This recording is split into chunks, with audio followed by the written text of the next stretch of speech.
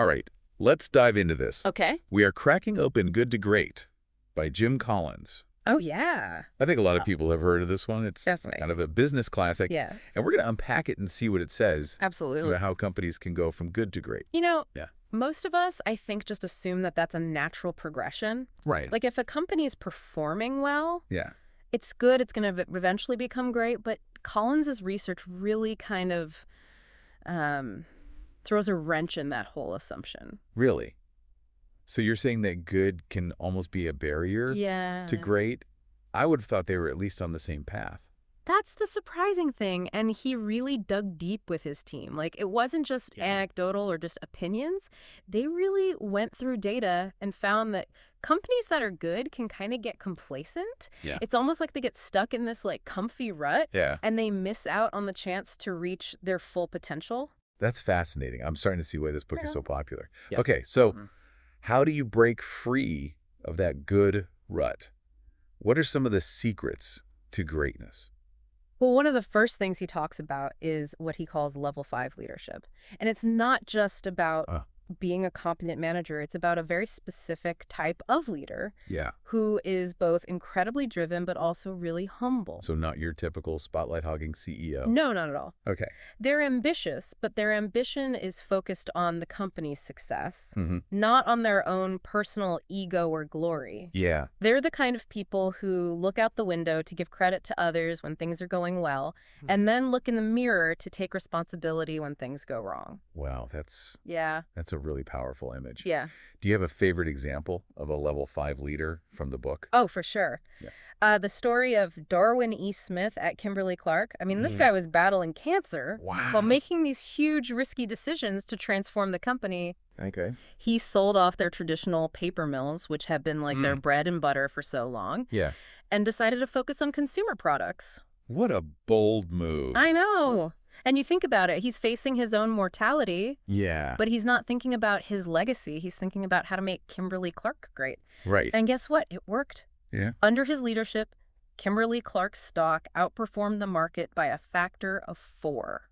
That's incredible. It's amazing. Okay, so we've got Yeah. this incredible level 5 leader in place. Mm-hmm. What's next? Well, this is where it gets really tactical. Oh. Collins emphasizes this idea of first who, then what. So Okay. you need to get the right people on the bus before you figure out where you're going. So you're saying assemble a dream team and then decide what game you're going to play. That's a great way to put it. Okay. He contrasts Wells Fargo and Bank of America. Okay. During this time of massive change in the banking industry, Wells Fargo, under Dick Cooley, who was just obsessed with getting the right people, navigated all those changes brilliantly. Yeah. Bank of America made all these acquisitions, Mm-hmm. but they didn't really focus on having the right people in place. Got it. And those acquisitions never really panned out. So it's not just about growth. No. It's about Smart growth. the right kind of growth. Right. Yeah. That's interesting. Yeah. So we've got our amazing level 5 leader. We've assembled our stellar team. Yeah. What's next? Now it's time to confront the brutal facts. Okay. Yet never lose faith. Wait a minute. How can you look at all of the bad stuff and still stay optimistic? Yeah. That sounds like a recipe for disaster. It sounds like a total contradiction, but that's what the good and great companies did. Yeah. They acknowledged the hard truth without sugarcoating anything, Mm-hmm. but they also maintained this unshakable belief that they could overcome those challenges Interesting. and come out stronger on the other side. Okay, give me an example. I'm not sure I quite get this one. So the book uses this great case study with A&P versus Kroger. Okay. A&P was once like the dominant grocery store in America. Wow. They refused to adapt to the changing market. So they didn't see the writing on the wall? They did not see the brutal fact that No. people were moving away from smaller grocery stores toward the supermarket model. Got it. They clung to their old ways and, well, Yet. not do well. In Kroger? Kroger looked those brutal facts straight in the face, Mm-hmm. and they made a complete transformation, investing heavily in supermarkets. Wow. New technology, and the rest is history. So this brutal facts thing isn't just like a nice philosophy. No. This is a make or break Absolutely. business principle. It's a principle for life, I think. Wow. Okay, so we've confronted the brutal facts. Yeah. We haven't lost faith. Right. And we're ready to move forward. Now what? Yeah, in what direction? Right. How do you know what to do? That's where this really memorable concept comes in, the hedgehog concept. Mhm. Have you heard of this? I have, but to be honest, the name kind of throws me off. It's kind of a weird name. Yeah. Yeah, so picture this. Okay. A fox and a hedgehog. Okay. The fox is clever, knows lots of things, chases lots of different goals. Right. The hedgehog is simple. It knows one thing, Uh-huh. and it does it really well. So in the business world, it's better to be the hedgehog. The hedgehog wins because it focuses relentlessly on its one big strength. Oh, okay. Good to great companies aren't trying to be all things to all people. Right. They understand what they can be the best in the world at, Right. and they stick to that. Okay. How do you figure out your hedgehog concept? It's a great question, and it's not random brainstorming. Okay. Collins gives us this framework, these 3 overlapping circles. Okay. First, what can you truly be the best in the world at? And I mean the best. Yeah, not just pretty good. Not just good, not kind of good. Right. The best. Like, what's your core competency? Exactly. Yeah.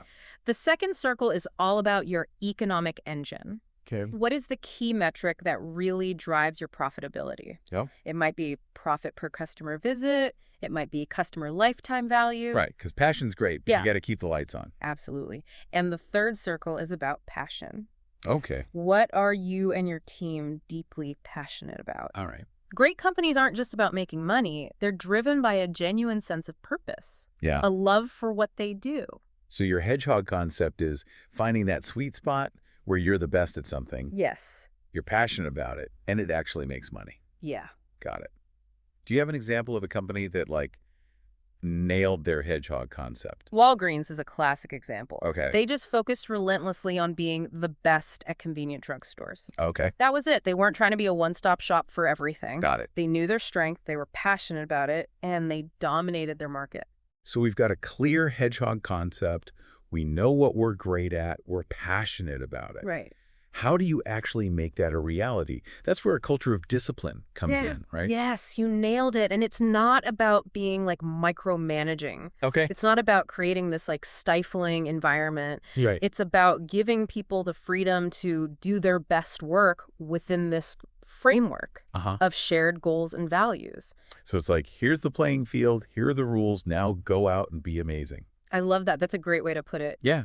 And to illustrate this, he uses this kind of quirky analogy of rinsing your cottage cheese. Rinsing your cottage cheese. Okay, now I'm interested. Yeah, so it's this anecdote about Dave Scott, this world champion triathlete, Right. and how he was just obsessed with these tiny details. Okay. He would rinse his cottage cheese to get rid of the excess fat. Right. I know it might seem insignificant, Yeah. but that attention to detail, that dedication to excellence, even in these seemingly small things, was part of Wow. what made him a champion. So it's about sweating the small stuff, Yeah. but not in a neurotic way. No. It's about having that commitment to quality, Yeah, even in those tiny details. absolutely. Okay. And another key aspect of this culture is what he calls the stop doing list. The stop doing list. Yeah, it's so easy to keep adding more initiatives. Right. But great companies are really disciplined about eliminating distractions. So you got to be honest about what's really important and then stop doing the things Yes. that aren't. Stop wasting time and energy on things that don't matter. Whoa. And this discipline, this focus, it permeates the whole organization. Got it.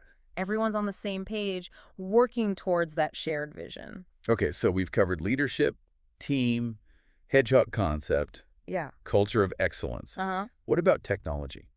Oh, yeah. Collins definitely doesn't ignore technology. Okay. He has a very specific take on it. He calls it technology accelerators. So technology is a tool, Mhm. not the main driver. Exactly. Good to great companies aren't just chasing every shiny new gadget. Right. They use it strategically to boost their existing momentum.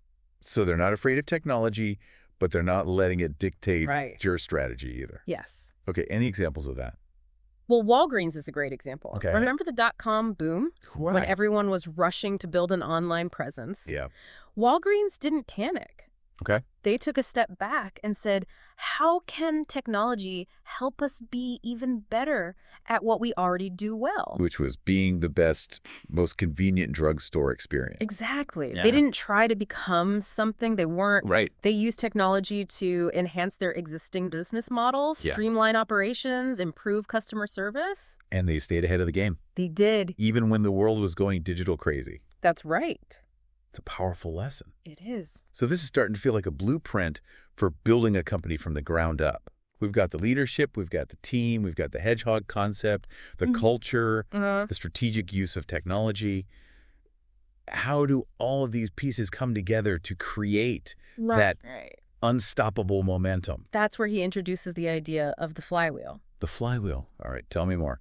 I'm picturing a giant wheel of cheese.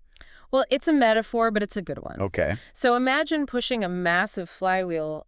At first, it's slow. Yeah. It takes a lot of effort to get it moving. Yeah, and then what happens? But once it gets going, it spins faster and faster. Uh-huh. It becomes easier to keep it spinning. Okay. That's the power of the flywheel. So it's not magic, it's just a lot of It's not magic. focused effort over time. It's consistent, disciplined action that compounds over time. Okay. And that's what sets these good to great companies apart from the companies that get stuck in what he calls the doom loop. The doom loop, that doesn't sound good. No, it's the opposite of the flywheel. Okay. It's where companies make all these erratic changes. They chase fads, jump from one strategy to another. Yeah. They never build that steady momentum. Okay. They're constantly reacting, never leading.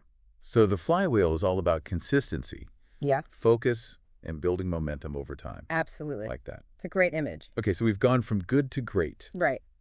What about from great to even greater? That's a great question. Yeah. I think that's what a lot of people who've achieved a certain level of success really wrestle with. Yeah. Like once you've climbed that mountain, what's next? Right. Exactly. And I think the answer lies in this idea of continuous improvement. Okay. Even the most successful people and companies can still find ways to get better. So it's about always learning and evolving. Yeah. Embracing a growth mindset. I love that. Okay. So you may need to revisit your hedgehog concept. Yeah. Ask yourself those tough questions. Are we still the best at what we do? Yeah. Is our economic engine still driving sustainable growth? Are we still passionate about what we're doing? Yeah. And if the answer to any of those is no, Uh-huh. then it's time to make some adjustments. And maybe even set a new BHA, right? Exactly. You got to keep pushing the boundaries of what's possible. That's what separates good from great, from truly exceptional. I love that. I'm feeling really energized. But Yeah. before we go too far, is there anything else from the book that we need to know? You know, one thing that I think is really powerful is this idea that it's not about luck. Yeah. It's not about some magic formula. Okay. It's about making a series of good decisions. So no shortcuts. That is shortcuts. No waiting for the perfect moment. No, it's about making the most of the opportunities that you have. Right. Making smart choices day after day. Yeah. And those choices, they compound. They do. They build on each other like that flywheel. Exactly. That's amazing. It's powerful. And it means we all have the power to shape our own destinies. Absolutely. That's a great place to stop for this part of our deep dive. I think so too. We've covered a lot of ground, but there's still so much more to explore. Oh, yeah. We'll be back for part 2. Absolutely. We're going to delve even deeper into these concepts, and we'll uncover even more Awesome. insights from good to great. Can't wait. Until then, keep those flywheels spinning. Okay. Welcome back to our deep dive into good to great. It's great to be back. You know, I have to say, I've been thinking about that whole rinsing your cottage cheese I know, me too. analogy all week. Yeah. It's so quirky, and yet it's so powerful. It's funny how those little things stick with you, Right. but it makes you think. Yeah, it makes you think about those little details, those little areas where you can Right. push for excellence, even if they seem insignificant. It's about that attention to detail, that Yeah. pursuit of excellence. Okay, enough about cottage cheese. Okay. We were talking about core ideology Yeah. and how it relates to building a company that can stand the test of time. Yeah, and I think it's worth emphasizing just how important that concept is. It's like defining those core values, those core beliefs Yeah. that are so fundamental to your company's identity that they never change. So no matter what happens in the world, your core ideology is your anchor. It's your guiding star. It helps you make decisions Yeah. even when they're tough or unpopular. So how do you figure out your core ideology? It's a great question, and it's not something you can just, Right. come up with in an afternoon. Yeah. It really requires taking a deep dive into the soul of your company, Okay. asking yourself, why does this company exist? Yeah. What problems are we trying to solve? What impact do we want to make? So it's not just a marketing slogan. It's not just a tagline. Yeah. It's really understanding your DNA. And once you figure that out, then Yeah, it can really guide all of your decision making. absolutely. Are there any good examples of companies that have lived out their core ideology? Oh, yeah. Yeah. 3M is a great example. The Uh-huh. company known for innovation. Their core ideology is all about fostering this culture of experimentation, Okay. allowing people to really pursue their own ideas, even if they seem a little off the wall. That sounds like a recipe for chaos. You'd think so, but it's actually led to some of their most iconic products. Oh, really? Like what? Post-it notes, Oh, wow. which were invented by an employee who was trying to solve a personal problem. I had no idea. It's a great story. That's amazing. Yeah, it's really about embracing the unexpected. Okay. That's core to who they are. So core ideology can really shape a company's destiny. It can. Okay, let's switch gears a little bit and talk about something we touched on briefly before. BHEs. Yeah, big, hairy, audacious goals. Yeah, I'm still a little intimidated. I know, they can sound scary. By that concept, it's easy to say set a big, audacious goal. Yeah. How do you go from that to actually achieving something? It's not just about setting any big goal. It's about setting the right BHAG, Okay. one that's truly aligned with your core ideology, your hedgehog concept. Right, so you're not just chasing shiny objects. Yeah, you gotta be focused. Yeah. It should be something that stretches you, something that seems almost impossible. Oh. But it should also be something that really inspires you. So how do you know if you've got a good BHA?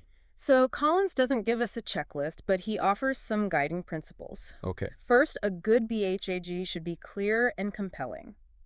So no vague corporate jargon? No corporate jargon. Got it. It needs to be something that people can understand and get behind. It needs to resonate with people. Yes. All right. Clear and compelling. What else? It also needs to be audacious. Okay. Something that really pushes the boundaries of what seems possible. Like moonshot thinking. Moonshot thinking. Exactly. Yeah. Kennedy's famous speech about putting a man on the moon. At the Oh. time, it seemed crazy. Yeah. But they did it. Okay. Clear, compelling, audacious. What else? It needs to be aligned with your core ideology and hedgehog concept. Okay. It's got to fit within that sweet spot where your passions and your skills and your potential for impact all come together. So you're not just dreaming big. You're dreaming big in the right direction. That's it. Okay. And finally, a good BHAG should have a clear time frame. So not just we're going to be the best in the world. Right. We're going to be the best in the world in 5 years. Exactly. Okay. That creates a sense of urgency. Yeah. Helps you stay focused. Okay. I'm convinced BHGs are awesome. They are pretty awesome. But what happens if you don't achieve your BHAG? What if you miss the mark? Yeah, that's a great question, and it's something that Collins talks about in the book. Right. He says that even failed BHAs can be valuable learning experiences. So it's not about being afraid to fail. It's about learning from your failures. Yeah. If you set a BHA and you don't achieve it, don't just ignore it. Right. Analyze what happened. What did Uh-oh. you learn? What went wrong? What could you do differently next time? So embrace the journey, not just the destination. Exactly. Yeah. Who knows? Maybe you'll discover something even better along the way. This conversation has been so inspiring. I'm glad. But before we wrap up this part of our deep dive, Yeah.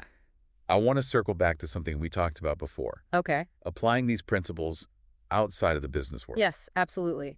These concepts are not limited to companies. Yeah. They can be applied to any organization or even individuals. So it's not just for CEOs and executives. No, it's for anyone who wants to make a difference. And I think it's especially relevant for nonprofits Yes. that are facing really unique challenges. Absolutely. They often have limited resources. They're dealing with complex social issues. Yeah. They need these principles maybe even more than companies do. So how would a nonprofit apply the hedgehog concept, for example?